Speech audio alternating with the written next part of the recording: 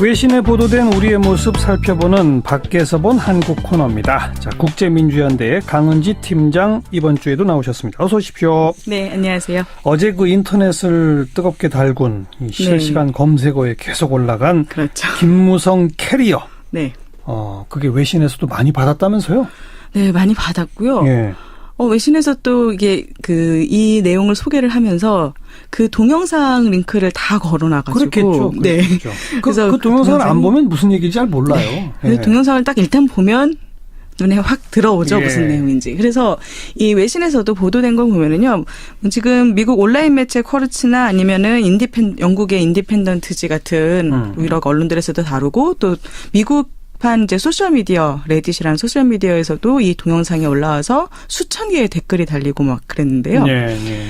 이 내용들을 이제 살펴보면은요. 이제 미국 온라인 매체 쿼르츠 같은 경우는 딱 요 내용을 내용을 소개를 하고 그다음에 이 영상이 왜 한국에서 논란이 됐는지에 대해서 중년 남성의 우월의식, 특권의식 그리고 권력 남용에 대한 그런 논쟁이 한국에 계속 있어 왔는데 특권의식과 권력 남용. 네, 그래서 대표적으로 보여주는 것이다라고 진단을 하고 있어요. 예. 그래서 이제 이 내용을 소개를 하면서 그럼 한국 네티즌들이 어떻게 댓글을 달았나도 이렇게 소개를 하는데 쿼르츠에서도 그렇고 영국 인디펜던트지에서도 그렇고 공통적으로 소개하고 있는 댓글이 하나가 있는데 바로 이겁니다. 지금 이 영상이 김무성 의원이 수행원을 어떻게 대하는지를 잘 보여준다라고 하면서 그 댓글에서 공항이라는 공적인 장소에서 저 정도라면 사적인 장소에서는 도대체 어떻게 한다는 것일까? 더 할 것이다. 네. 예. 이것이 한국 엘리트의 민낯이다. 요 댓글이 영국의 인디펜던트지에도 똑같이 소개가 됐습니다. 예. 네. 그래서 이제 이 동영상 나오면서 노룩 패스다 해가지고 많이 나오고 또 컬링 선수에 비교하고 막 이런 것들이 나왔잖아요. 그래서 그런 내용들을 같이 소개를 하고 있고요. 그리고 이제 쿼르츠도 그렇고 인디펜던트지도 그렇고 똑같이 이 문제에서 딱 하나의 단어를 다시 끄집어냅니다. 뭐요? 개저씨라는 단어가 한글로 나와요. 한글로? 네, 한글로 발음 나는 대로 읽어서 표기를 합니다. 아저씨를 비하하는 그렇죠. 개저씨라는 표현. 그래서 중년 남성을 표현하는 아저씨와 거기에 비하적인 표현으로 개를 합성해서 개저씨라는 표현이 있다. 예. 그리고 또 이렇게 중년 남성들로 대표되는 이런 권력을 가진 사람이 이렇게 자기보다 지위가 낮은 사람들한테 권력 남용을 하는 모습을 일컬어서 갑질이라고 한다. 갑질도 한글을 그렇습니다. 그대로 소리 나는 대로 영어로 썼어요. 예. 네, 그래서 갑질과 개저씨가 이제 외신에 그대로 보도가 됐는데요. 우리 한국말을 소리 나는 대로 쓰는 거는 대부분 안 좋은 거네요. 재벌, 개저씨, 갑질. 참. 네. 그래서 굉장히 부끄러운 모습인 거죠. 예. 그래서 이제 갑질이라는 게 도대체 얼마큼 한국 사회에서 문제가 되느냐에 대해서 외신들은 또 그래서 이제 한국 언론에서 나왔던 경찰청 통계 자료를 소개를 합니다. 예. 그래서 지난해 9월 한 달 동안에만 경찰청 통계에 따르면은 1289건의 갑질 사례들이 보고되었고 이 중 90%가 남성에 의한 것이었다. 아하. 그리고 또 그중에서도 40대와 50대 남성이 절반 이상이었다. 네. 하면서 이제 대표적으로 사례까지 소개를 하는데요. 예를 들면 이제 광주의 한 아파트 주차장에서 조금 조용히 말해달라는 경비원의 말에 이제 50대 남성이 경비원에게 담뱃불로 뺨을 지지는 이런 그런 갑질이 있었다. 예. 이런 것까지 소개를 하고 있고요. 네. 그리고 이제 더 나아가서 그러면은 이런 상황이 지금 갑질, 개저씨 이런 논란과 동시에 또 근데 문제는 김무성 의원이 이런 논란에 휘말린 것이 이번이 처음이 아니다라는 얘기를 같이 이야기를 합니다. 그래서 2015년에 있었던 일이죠. 나이지리아 학생의 피부색을 연탄 색깔하고 같다고 이렇게 이야기를 해서 무리를 빚고 네.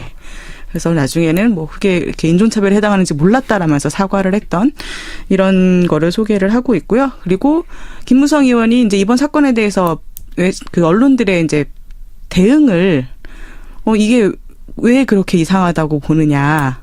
나는 해명할 거 없다. 다른 할 일도 많은데 쓸데없는 데 신경 쓰지 마라. 이런 식으로 이제 반응을 했잖아요. 그랬죠. 그것까지도 같이 소개를 하고 처음에 있습니다. 이렇게 했다가 이제 나중에 문제가 되니까 네. 기자들이 기다리고 있다고 해서 빨리 짐을 넘겨주려고 했다. 이렇게 네, 그래서 하긴 눈을 덧붙이긴 마주쳤는데 했어요. 뭐 그게 안 잡혀서 그렇다 뭐 이런 내용들이 나오긴 했지만 뭐 그렇다 하더라도 어쨌든 이 논란이 한국 사회에서 분명 그 외신에서도 지적하고 있듯이 이 갑질의 문제를 명확하게 드러내고 보여주는, 그리고 여기에 대해서 한국 사람들이 어떻게 얼마나 분노하고 있는지를 보여주는 대표적인 사건이다라는 게 이제 외신의 평가인 거고요. 예. 그런 점에서 보면요, 외신이 이게 이 김무성 의원의 이 캐리어 논란을 보도를 하면서 거기에서 이제 보통 사람 문재인으로 이제 비교를 하고 시작을 합니다. 문재인 대통령은 이제 보통 사람적 행보를 취하니까. 그렇죠. 예. 네. 그래서 그 갑질과 엘리트 특권의식으로 상징되는 어떤 한 면과, 그리고 문재인 대통령이 취하고 있는 보통 사람 행보에 대한 긍정적인 평가가 이제 쭉 같이 이어진다고 볼 수 있을 것 같은데요. 네. 로이터 통신 같은 경우에도 그 대통령의 그 보통 사람 문재인이라는 이런 행보가 한국 사람들 사이, 한국인들 사이에서 지금 히트를 치고 있다. 이렇게 표현을 하고 있습니다. 어떤 걸 소개합니까? 대표적으로 이제 소개하는 모습들이 너무 그 문재인 대통령이 측근들하고 같이, 보좌진들하고 같이 이렇게 커피 마시면서 산책하는 모습, 이런 것들. 근데 이 로이터 통신이나 다른 외신에서도 이야기를 하기를 이런 모습은 연출된 면이 있다. 라고 이야기를 하죠. 그래서 보통 사람의 모습, 서민 친화적인 모습을 홍보하기 위해서 메시지 전달용으로 또 연출된 면이 분명히 있지만, 그런데 연출되지 않은 영상들, 장면들도 사람들에게 감동을 주고 있다라고 하면서 대표적으로 소개하는 그 장면이 이제 그 문재인 대통령이 의자에 앉을 때 경호원이 겉옷을 이렇게 벗겨서 이제 받아주려고 하는데 그걸 만류하고 제가 직접 하겠습니다라고 하면서 제 옷은 제가 벗을게요. 뭐 이런 말. 그래서 옷을 벗어서 이렇게 의자에 이제 걸쳐놓는 이런 모습들, 그런 건 이제 연출되지 않은 장면인데 그런 모습들이 문재인 대통령이 서민 친화적으로 서민과 가까이 서려고 하는 그런 모습을 보여준다라고 표현을 하고 있고요. 로이터 통신에서 이야기하는 부분 중에 이 말을 좀 주목해 볼 필요가 있을 것 같아요. 이제 이런 모습들, 그러니까 문재인 대통령이 지금 보이는 모습들, 뭐 청와대 구내식당에서 뭐 3달러 상당의 그 식사를 같이 한다거나, 식판 들고 같이 줄 선다거나, 뭐 이런 모습들이 다른 곳에서라면, 다른 나라에서라면 그렇게 특별할 것이 없을지도 모른다. 그런데 한국에서는 특별하다. 그 이유는 한국이 권위주의적 통치에 지금까지 더 익숙했기 때문이다. 특히 바로 전임 박근혜 정부가 그랬죠. 그렇습니다. 그래서 이제 비교를 하는 거죠. 박근혜 전 대통령 같은 경우는 이제 탄핵으로 이어진 부패 스캔들이 터지기 전에도 이제 다른 사람들과 좀 거리를 둔 그런 단절된 스타일이었잖아요. 그래서 그런 부분들이 대중의 비난을 받았기 때문에 문재인 대통령의 그 서민 행보, 보통 사람 행보가 더 큰 이제 지지율 상승으로 이어지고 있는 것이다. 그렇죠. 네, 그렇게 평가를 하고 있고요. 그렇지만 이제 그 문재인 대통령의 이런 지금 현재 높은 지지율, 인기는 어떻게 보면 시간이 지나면 사그라들 수밖에 없는 것이다. 당연하죠. 그래서 정책을 잘 해야죠. 네, 그래서 그 복지 증진이라든가 일자리 창출, 재벌 개혁, 뭐 또 남북 긴장 완화 문제 이런 그 대선 공약들이 이행에 실패한다면 그런 열광이 오래 가지 않을 것이다라는 지적도 하고 있어요. 정확한 지적입니다. 네. 그런데 이제 또 한편으로는 문재인 대통령이 지금 보여주고 있는 행보가 좀 소탈하고 겸손하고 또 서민 친화적이고, 그리고 또 모든 면에서 이렇게 서민의 생활에 대해서 관심을 많이 가지고 있는 것으로 보이고, 또 전임 박근혜 전 대통령과의 차별화 이런 모습들이 있기 때문에 다른 이제 한국에서 사실 거의 모든 전직 대통령들이 그 말년에 부패 스캔들에 또 휘말리고 또 그래서 안 좋은 평을 받고 퇴진을 했잖아요. 여태까지 다 그랬죠. 네. 그래서 이제 마지막에 다 이렇게 미움을 받았는데 지금 문재인 대통령의 시작은 출발이 좋다. 네, 그래서 좀 이런 경향을 역행할 수 있는 그런 가능성이 문재인 대통령에게는 있다라는 평가도 같이 소개를 하고 있습니다. 그러니까 퇴임 시에도 어떤 비참한 말로를 맞지 않을 가능성이 일단은 보인다. 남아있다. 아. 네, 아직 열려있다는 것이고요. 예. 또 이런 그 보통 사람 행보에 이어서 블룸버그 통신은 그 문재인 대통령에 대해서 문바마다라고 하는 그런 것도 문바마? 소개를 하고 있습니다. 문재인과 오바마를 합성한 단어인가요? 네, 그렇습니다. 예. 네, 그래서 그 문재인 대통령의 이렇게 쿨한 태도, 그리고 또 거의 팝스타에 버금가는 인기, 이런 것을 볼 때 버락 오바마 전 미국 대통령과 비교되기도 한다라고 소개를 하고 있습니다. 그래서 이제 또 블룸버그 통신에서는 이 얘기를 하면서 지난 그 화요일에 박근혜 전 대통령이 처음으로 이제 법정에 섰잖아요. 그랬죠. 그래서 그 두 모습을 비교해서 소개를 합니다. 그러니까 그 문재인 대통령이 그 노무현 전 대통령 추도식에 참여한 모습, 그래서 많은 지지자들과 둘러싸여 있는 그 모습과 네. 그리고 최순실 옆자리에 법정에 앉은 박근혜 전 대통령의 모습을 아주 극단적인 대조를 보이는 그런 장면으로 소개를 하고 있고요. 아주 묘하게 같은 날 오전과 오후였지 않습니까? 네, 예. 그렇습니다. 예. 그리고 이제 그 블룸버그 통신은요, 문재인 대통령의 최근 주요 이제 인사들, 정부 요직들을 인선하는 과정에서도 또 인기를 탔다라고 표현을 하고 있습니다. 인사가 지금 박수를 받고 있죠. 예. 네, 그렇습니다. 그러면서 이제 블룸버그 통신에서는 박근혜 전 대통령하고는 달리 과거에 친분이 전혀 없는 사람에게도 인선을 한다. 그렇죠. 예, 문을 열어준다. 이런 모습들이 다르다라고 네. 설명을 하고 있고요. 그래서 대표적인 예로 소개하는 인선은 아무래도 이제 외교부 장관. 강경화 후보자. 네, 그렇습니다. 예. 그리고 또 이제 국가보훈처장. 예. 네. 그 피우준 육군 예비역 중령이 이제 유방암 수술의 부당한 전역 조치에 맞서 싸우다가 다시 군에 복귀한 그런 이력이 있다. 그렇죠. 라는 것을 같이 소개를 하고 있고요. 예. 그리고 이제 문재인 대통령이 거의 연예인급 인기를 누리고 있다라고 하면서 뭐 주변에서 이제 마케팅으로 이용을 한다 하는 부분들도 소개를 합니다. 뭐 예를 들어서 어떤 거죠? 청와대 인근에 있는 한 커피숍에는요, 문재인 대통령이 그 노무현 전 대통령의 비서실장 시절에 좋아하던 이제 커피 종류가 있었나 봐요. 예. 네, 그거를 이제 주로 해가지고 문 블렌드라는 커피빈을 출시했다고 하고요. 예. 그리고 그 등산복 회사죠, 블랙야크에서는 문재인 대통령이 입어서 이제 화제가 된 등산복이 원래는 단종됐는데 재출시하기로 했다. 네. 단종됐던 걸 재출시까지. 네. 예. 그래서 그런 이야기를 소개를 하고 있고요. 예.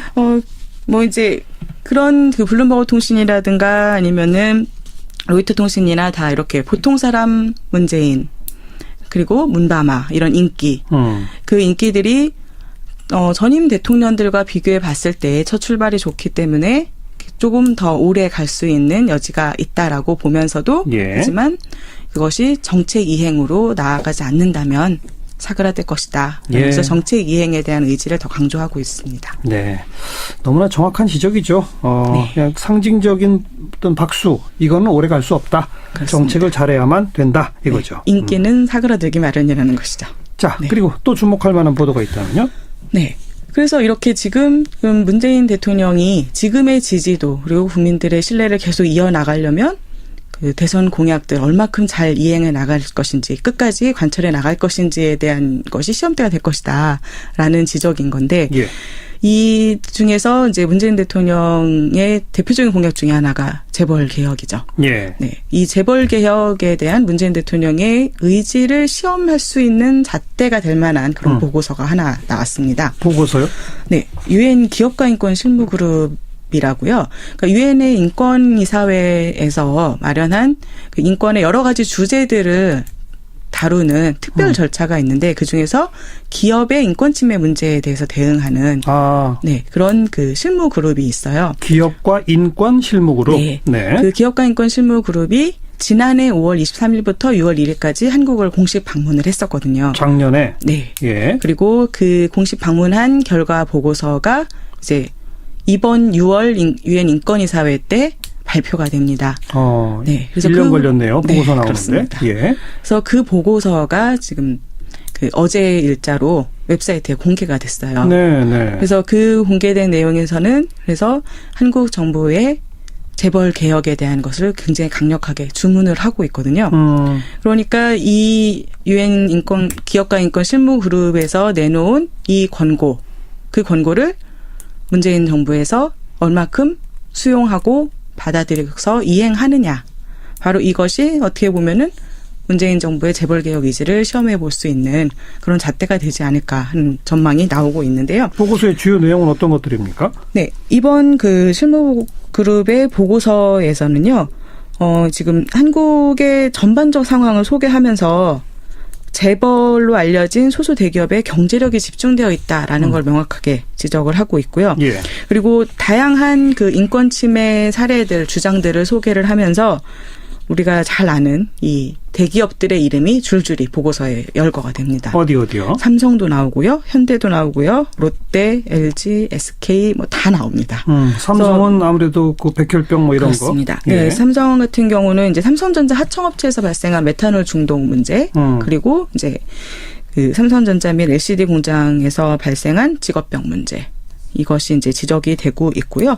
그래서 이런 그 산재 문제에 대해서 삼성과 같은 우리가 이제 원청이라고 하죠. 삼성과 같은 원청이 자신들의 이제 공급업체, 협력업체에서 발생하는 인권침해 문제에 대해서 책임을 부인하고 있는데 네. 이 부분에 대해서 유엔 기업가 인권 실무그룹은 원청의 책임이 공급업체 전반에 걸쳐서 이어진다. 그래서 원청이 하청업체에서 발생한 인권침해 문제에 대해서도 책임을 져야 한다라는 것을 요구를 하고 있습니다. 그렇죠. 네, 그래서 삼성과 LG와 같은 대기업들이 사실 어떻게 보면 삼성과 LG 같은 대기업들은 CSR 그 활동을 많이 하잖아요. 그래서 이렇게 기업 이미지를 좋게 하기 위해서도 홍보 활동 같은 걸 많이 하는데 그런 것이 말로만 그치는 것이 아니라 실제로 인권 침해를 예방하고 그리고 인권 침해 피해자들에 대해서 적절한 구제를 제공하고 하는 노력으로 이어져야 되고 그 노력이 이제 하청업체까지 공급망 전체에 걸쳐서 작용해야 된다라는 것이 이제 유엔 기업가 인권 실무그룹의 대표적인 권고라고 할 수 있을 것 같아요. 그래서 이런 그 인권 책임을 얼마큼 인정을 하고 이행을 하느냐.